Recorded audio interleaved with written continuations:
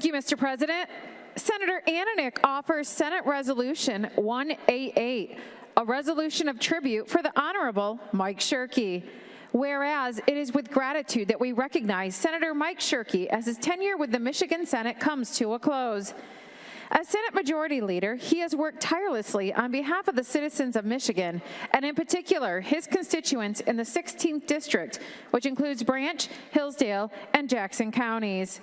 And whereas Senator Shirkey was born and raised in Jackson County, Michigan, the birthplace of the Republican Party.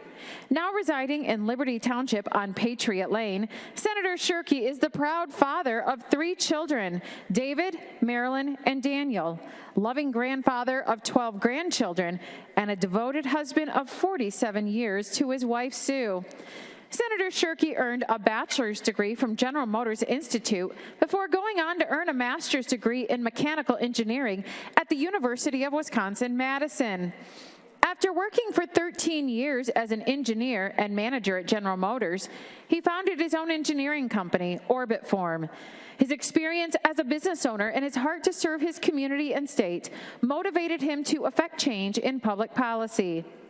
Senator Shirkey served on the Columbia Central School Board prior to joining the legislature and was a board chair of the Allegiance Health System.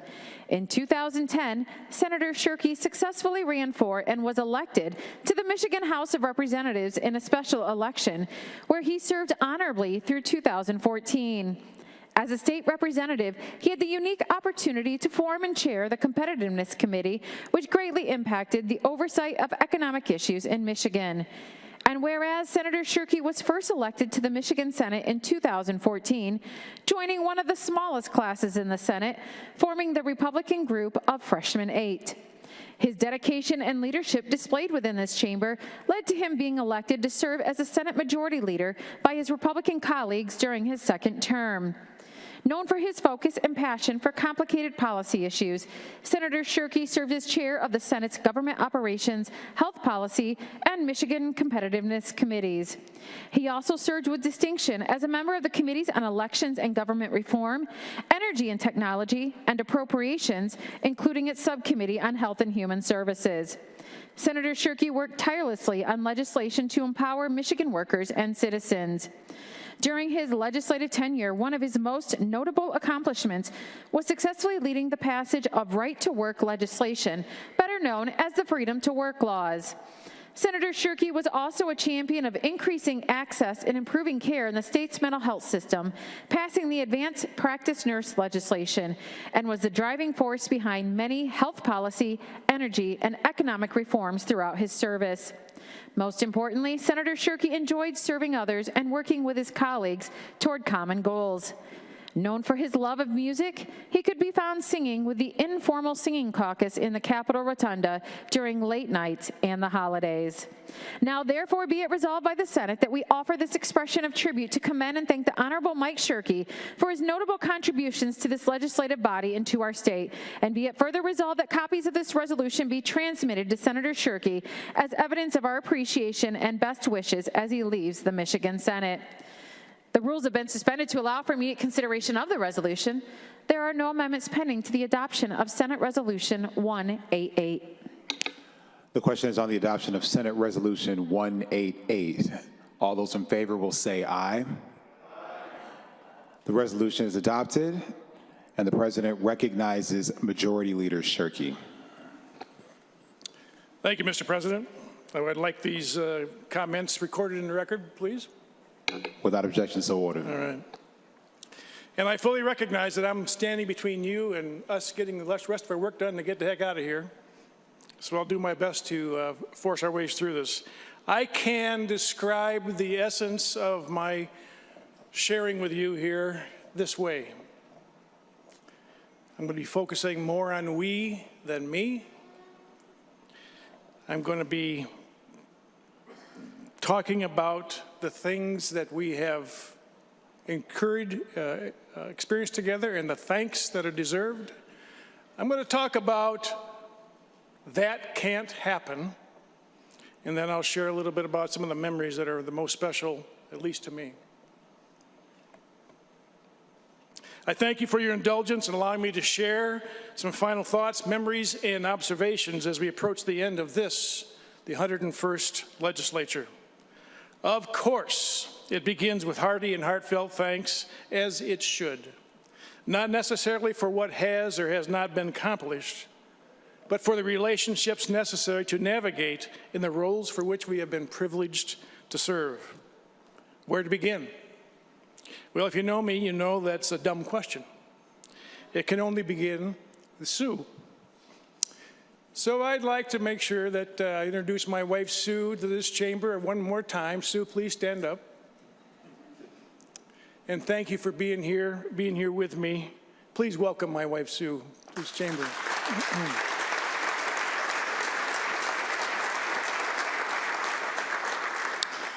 You are still as stunning today as you were 51 years ago when you started flirting with me. Thank you for your patience, your wisdom, your patience, your support, your patience, your many sacrifices, and yet unwavering love that was often undeserved. And not just for these past 13 years, for the entirety of our near 48 years of marriage. Almost 40 years ago, I started an annual conversation with you saying, you know, I'm thinking about possibly running for office. And for 25 years, you were very consistent and very concise and very quick. And the answer was no. In the 26th year, you said maybe. Babe, you have quietly endured every high and every low, every stress and every celebration. Your sacrifices seldom acknowledged, yet your steadfastness ever present. And unconditional love finds its definition in you. Thank you for loving me through and sharing this experience and privilege with me. And to David and Kelly, Daniel and Mary, Marilyn and Kent, please do not think your sacrifices have been overlooked or unappreciated. You, along with the grandkids you have blessed us with, Andrew, Carter, Micah, Alicia, Tyler, Benjamin, Gracelyn, Colin, Ella, Hazel, Nora, and Ruby, have been the foundation of an enviable campaign team. Many of the grandkids started in strollers. One was still in the womb. But now they're driving. And the weddings began this year. What a team, what memories. Thank you, and I love you. By the way, my daughter is joining my wife today in the gallery, and I'd like Marilyn to stand up just to say hi. And I can tell you this, she is the greatest homeschooling teacher you will ever meet. Thank you, babe. And then there's Kirby. Most of you don't know Kirby. He's my co-grandpa, an unexpected blessing from God. He's up there in the gallery also. We each have a dozen grandkids, and we share 10 of those together. One could not have a better coach, a better advisor, a better listening ear. You are a gifted counselor, Kirby, and encourager. We make a pretty darn good team. And we're not done yet. Now, we all know that it's dangerous to attempt to name all the people who have been critical partners in this endeavor. The list is long, and the probability of forgetting someone important is exactly 100%. But here goes. Hank, and Hank's not here. You were one of the very best cheerleaders and encouragers and friends anyone could ever ask for, and few deserve. Part of me could blame you for the predicament I'm in, but the better part of me thanks you. And then there's Greg and Alicia and Craig and Jeremy and Sarah and Belle and Molly and Ben. You each are uniquely different and have left a uniquely precious fingerprint on me and our service together. Not always harmonious, but always for a cause greater than ourselves. Please know that my heart is indelibly marked with your words, your laughter, your loyalty, your sometimes brutal but much necessary honesty, and the love you shared with me and my family. We did good. We did good. A lot of good. Speaker Wentworth, a worthy leader who deftly navigated some treacherous waters with grace and self-control, sometimes quiet, always humble, very strategic, occasionally boring. What a welcome relief.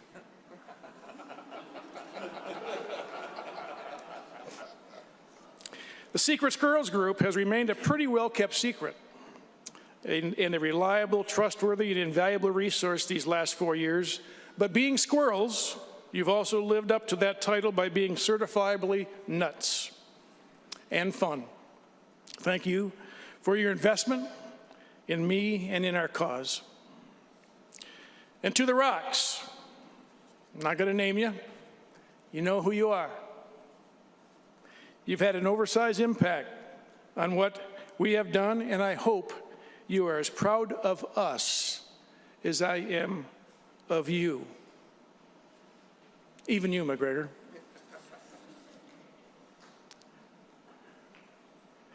Then there's Ed. Man, that guy can make you sound really good when he's playing the piano. But he's also one of my favorite go-to people when I'm just not sure what to be sure about. Ed, you are a special gift to anyone and everyone who crosses your path, and a real blessing to this chamber and to this world. What you and Sarah did and have done is amazing. And then Wayne, the Joker. Wayne. Steady Eddie Wayne. Wayne, I don't know what we would do without you. Virtually every person serving in this chamber has a story about you. Some of them we can't tell. But I just want you to know that you were a really important part of the Rocks group and helped us maintain levity when things needed it so. Kurt, you and I found some common things we enjoy in life, hunting being one, and health policy being another. I was a little nervous turning that over to you, but you've made me damn proud.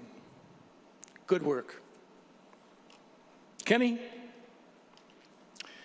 we started out like this, and then we did this, and now we're this. And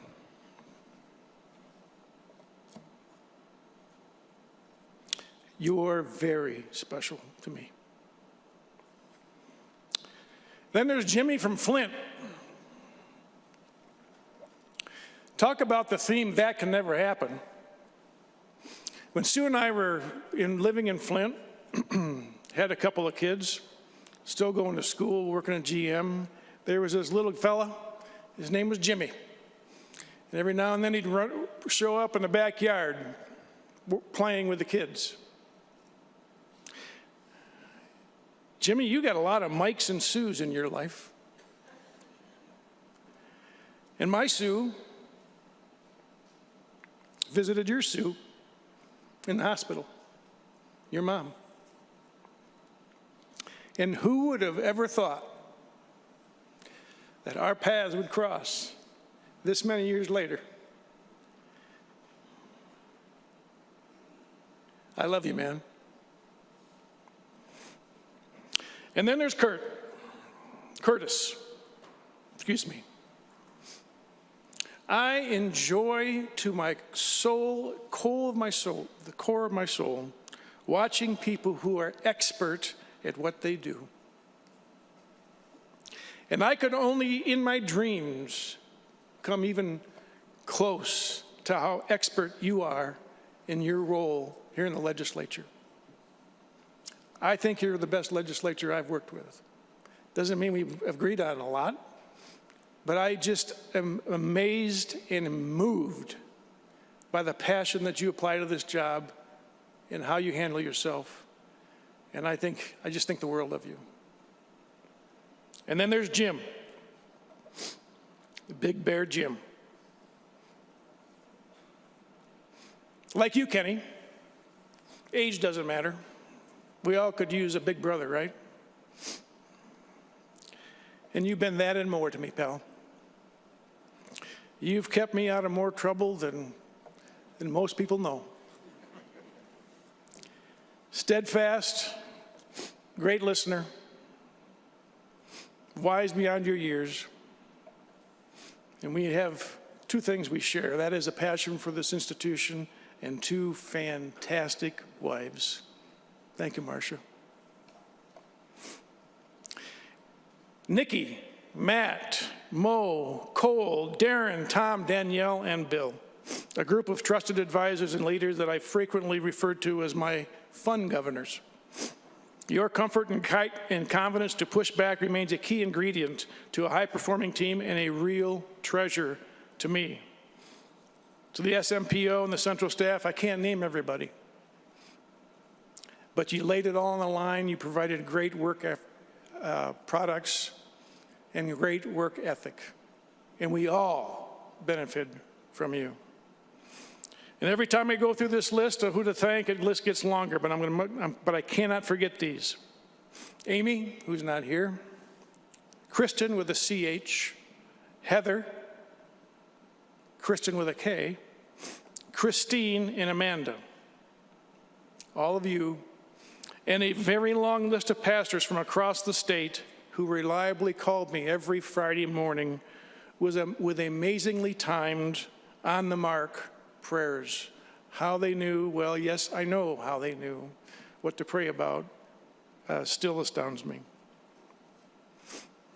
Now, farewell addresses by definition deserve a healthy dose of reflection, not just about the people we have served with and for, but also about the circumstances that might be instructive for the future. I carry a burden, and that burden is I do take life pretty serious, and the burden is I can see things that are about to happen or are going to happen that other people sometimes can't see. This next couple pages are going to be hard for some in this chamber, but there's a point to it. So I just ask you to ride with me and let me get to the final point. The irony of today being December 7th is interesting. On that day in 1941, our country and world witnessed something unexpected, unprecedented in modern times, and leaving an impact on history we are still learning from. Though none of us were alive then, except for maybe Senator Zorn, we have all shared a similar experience requiring navigation without a playbook. No one serving today has ever lived through what we are wrestling with. Let me say that again.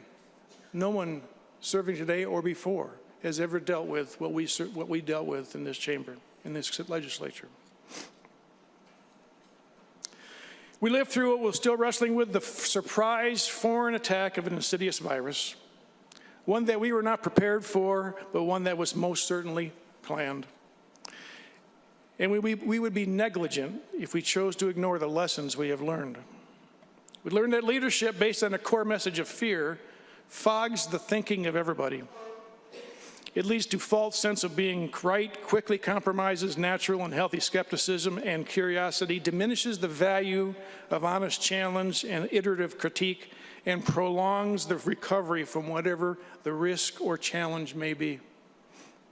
I'm sure glad our leaders in 1941 chose inspiration and hope, not fear, as their basis for rallying our country to conquer that threat. We learned that even well-intentioned experts, unchallenged under an umbrella of fear, are prone to reject data that is not consistent with their expert or preferred narrative. We learned that in a world full of fear, science is elusive and unscientifically takes on a meaning of its own.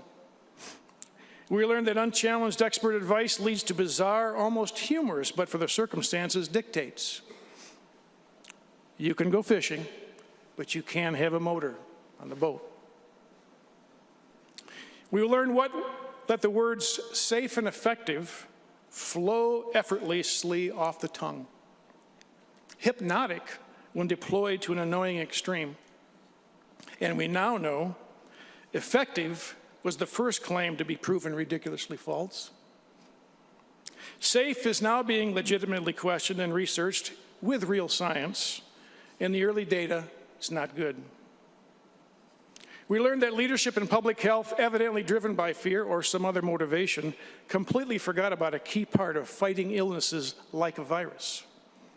First, not understanding that the brain is the most important organ of healing in these miraculous bodies, and forgetting it doesn't perform so well when inundated with fear.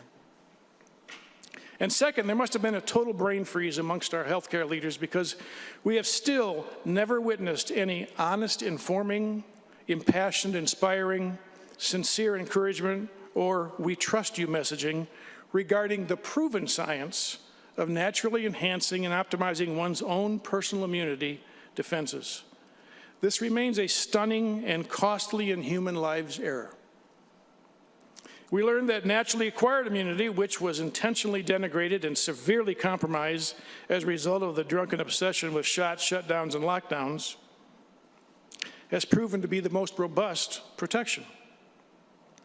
Unbelievably, we observed the unprecedented action of coercing young adults to get shots in order to attend classes at our state universities. It's still unclear to me if these same university boards have been properly instructed about their very real liability as a result of these unscientific and unnecessary forced actions. These same bastions of learning failed to demonstrate what we most hope they train students to learn: critical thinking, challenge of assumptions, creative solutions, and leadership skills. The aggregate of these actions, coupled with abusively aggressive school closures, have stolen something immeasurable of value from our younger generation: opportunity. It can be mitigated. We're working on that, but it can never be replaced. We learned the obsession for pushing for shots, especially on the lower risk generation, has led to an avalanche of adverse effects, both in volume and severity, the totals of which exceed the same for all previously developed vaccines combined. Now, I can imagine what you might be thinking right now. Raising these points and questions is nothing but a parting shot or sour grapes. But stick with me, that's not the case. If any one of us had been told just 3 years ago that these things were going to happen, our response would almost certainly have been, that could never happen. No way would we lock down an entire country, interrupt and distort our Constitution, cause supply chain interruptions resulting in shortages of the most basics of life, and create unimaginable mental health crises and immeasurable education deficits. But it did happen. We experienced together, personally, painfully, with front row seats, and every one of us, to one level or another, were complicit, either voluntarily or out of ignorance or out of fear. So what's the point? As challenging, this is my vision into the future, but I think it's right here. As challenging as COVID seemed, it's becoming glaringly apparent COVID was just the beginning of forces that will test the very fabric of our freedoms, independence, our sovereignty, our values, and even our God-given rights. Regardless of where one stands on the political spectrum, we must all recognize we are in a spiritual battle where our values and aspirations, our economic independence, our speech, our energy, our religion, our health, and our unique American governance are all under attack. We are witnessing 2 Timothy chapter 3 before our very eyes. COVID was a test. These next challenges will be much more than a test. When humans combine control and reason without wisdom, they can easily become godlike in their own minds. And when they attempt to apply their worldly wisdom, worldly reason to the quest of how can we make this world better, Their cause or causes often translate into the worship of what I call little g gods. And these are the next threats that will make COVID an elementary memory. Little g gods like ESG, climate change, gun control, child sacrifice, trans whatever we can concoct, central bank digital currencies, artificial intelligence, agricultural demonization, critical race theory, and the list goes on. The intent behind these little g gods is to achieve one world governance, one world religion, one world healthcare, one world currency, and one world control, and the elimination of sovereignty. The most public and alarmingly transparent organization driving these efforts is the World Economic Forum. It is to our peril for any of us to ignore their agenda, their successes advancing their agenda, and their near infinite reach into our lives, into our systems, into our media, into our messaging, and unfortunately, into our governments. Coincidentally, we have amongst us somebody who is intimately involved in the Senate and is a celebrated emerging leader, trained in the mission and objectives of the World Economic Forum. And if you haven't done so yet, allow me to exhort to you, at the very least, to study the public representations of the WEF. They are boldly and scarily transparent in their mission and their objectives. And while you're researching the World Economic Forum, prepare to discover a long list of powerful multinational corporations who have willingly and publicly signed on to their mission. You'll recognize them very easily. Now, the temptation to roll one's eyes and conclude that these are ridiculous claims and concerns, and allow me to say it for you, conspiracies, that can never happen. We lived through that can never happen. Is it dismissive to what is happening before our very eyes and blind to the lessons that we have learned in the last 3 years? Our job, or more correctly, your job for those returning and leading, is to be alert, diligent, courageous, and bold in recognizing these threats despite how unpleasant or unpopular it may be. Beyond notice, the organized corporate media opposition will be brutal to anyone who chooses to challenge these real affronts. And for these reasons, I pray for the next leaders of the Michigan, and in particular, the Michigan Senate. For Senator Brinks, and I'm going to break protocol here for you, Winnie. I pray you find yourself surrounded by people who will not only support you, but also challenge you.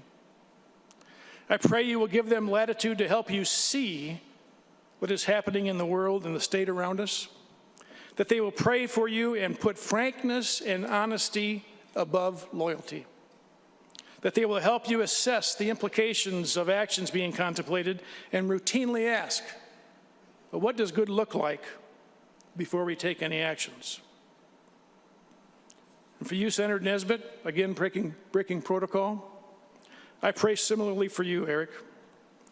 Additionally, I pray that you will develop an open dialogue with Senator Brinks, that you will establish a trust where honest input does not negate the value of private conversations and exploration of the art of the possible.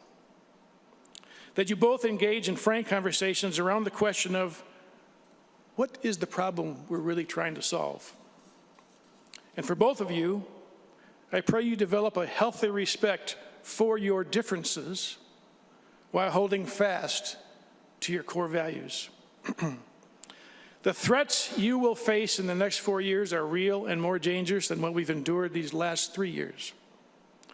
Be particularly sensitive to protecting individual and states' rights from being stolen or hijacked by anything related to central planning. Central bank digital currencies, CBDCs, and uncontrolled application of artificial intelligence are, in my mind, two of the most immediate and dangerous threats. These threats will be advancing faster than anyone can imagine. If there's a silver lining, and I believe there is, because I believe you always find what you're looking for, is that the danger these threats represent may result in a diminishing of political differences. Let me say that again. the silver lining is that the danger these threats represent may result in a diminishing of political differences. Not elimination of differences, but a rationalization, prioritization of what are truly real important differences. And if this happens, then there's a chance that with this leadership team, Michigan can face these threats with confidence together. These threats are serious and imminent. And please allow me to encourage you to apply your own critical thinking. This is a spiritual battle we are in, and few of us are prepared to engage, let alone have the skills to discern real from imagined. It takes effort, a willingness to learn and test our own prejudices and opinions, and a whole lot of courage. I know that's heavy. Real heavy. So let me pivot now. From serious to personal, these last 13 years have produced some fun and lifelong memories. And here's just a few. So when we moved into the Bins field, first day I was there, had to go to the restroom. Went to the restroom, came back, I'm thinking, boy, that was awful warm in that restroom. Next day, nature calls and did the same thing, and man, why is it so warm in here? Third time I did it, I figured it out. It was the toilet that was warm. And so I put my hand in it, and it was hot water. So I went back to the office and I said, please get a hold of the maintenance staff around here and ask them why taxpayers are paying for hot water in our toilets. And they said, well, how did you know? I said, well, I put my hand in it. Some of the best memories here are singing Christmas carols in the rotunda with you, Ed. You make me sound pretty good, but there's nobody that makes me sound as good as standing next to Earl Pileski. And I miss that guy. This year is the 10th anniversary of labor freedom, where unions are as free to make their case as workers are to make their choice. And I remember back 10 years ago when that was being moved, and I believe I was the only elected official in either chamber that would go to union halls and debate union leaders and their leadership one-on-one. I felt safe most of the time, but the one most unique experience was when I went to Lapeer. And there was about 400 good-looking fellas waiting for me there, lining the sidewalk. And I got inside, and I was told that there'd be some support there for me. So Representatives Kurtz and then Representative Daley found their way to me and made sure I saw them. Now, this was a cavernous building, and there were over 400 union members in there doing this and everything else. We did have a good debate, but when I got to my point of standing on the stage and making my case, I looked out to find Kenny and Kevin. I think I saw them in the very furthest corner of this cavernous room. So I could not say I wasn't supported, but you weren't exactly close by, I'll just put it that way. As a freshman representative, I was called by the then serving Senate Majority Leader, Randy Richardville. Now picture this for a minute. As a freshman representative, I was called by the Majority Leader to join him in the esteemed Senate caucus room and help him sell a very difficult and controversial policy. That was when we made the decision to expand Medicaid in Michigan. I still have open sores that haven't quite healed on that, still called names for it.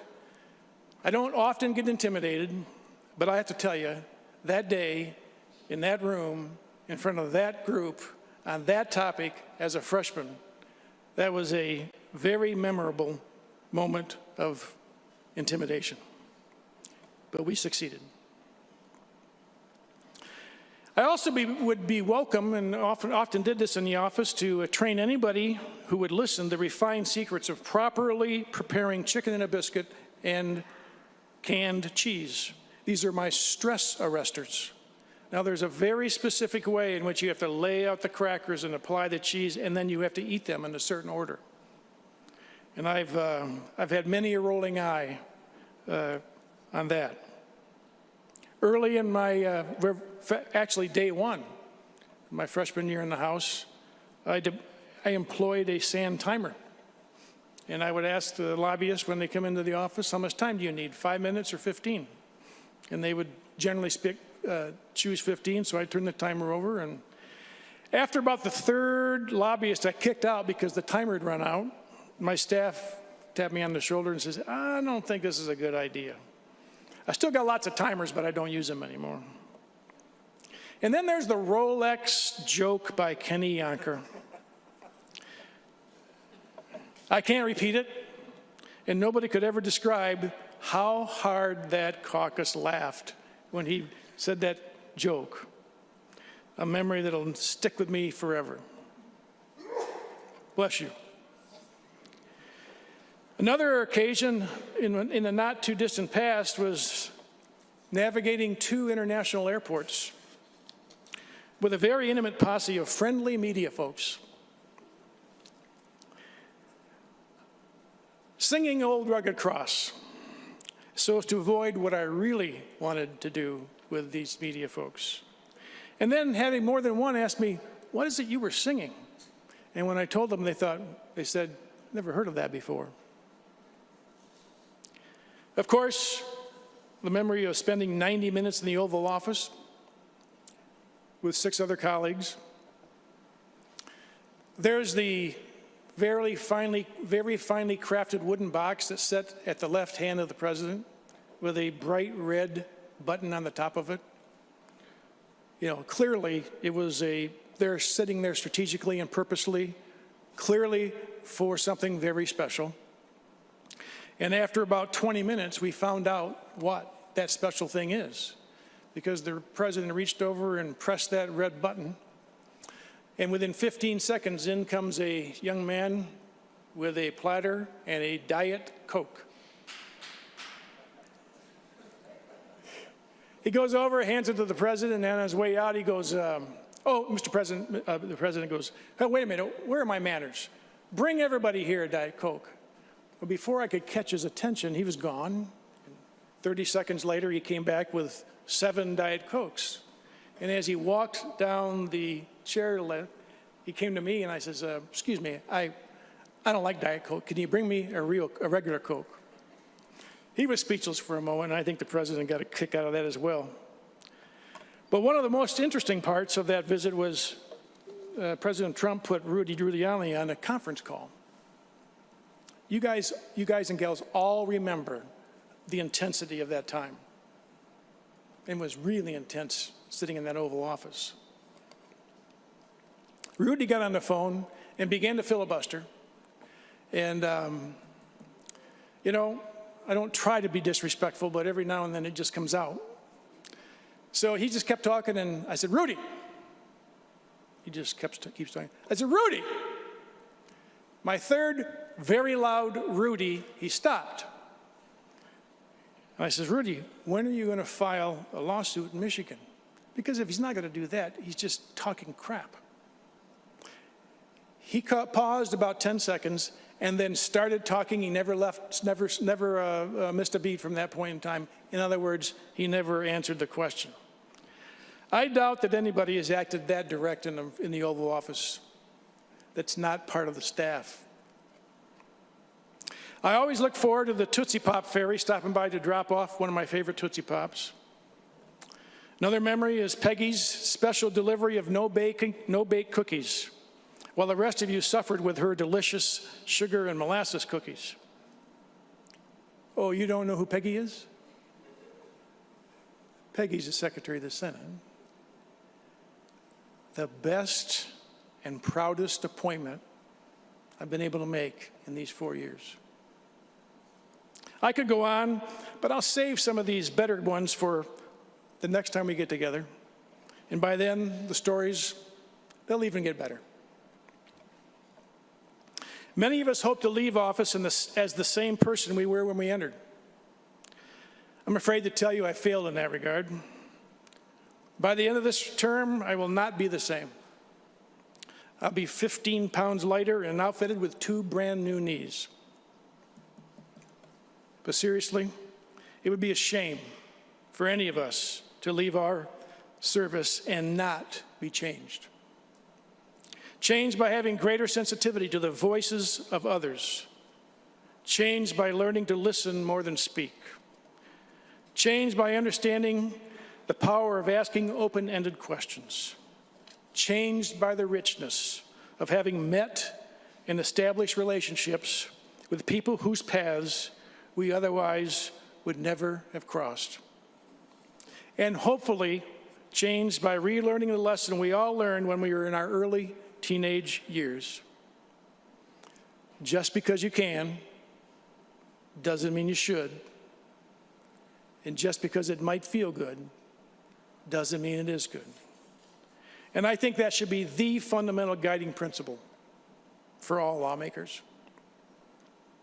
Sue, it's time for you and me to close out this chapter and pursue our next. Together, just us. Can't wait. Colleagues, it's been a life's privilege serving with and for you. And may God continue to bless you in everything and everyone you touch. Thank you.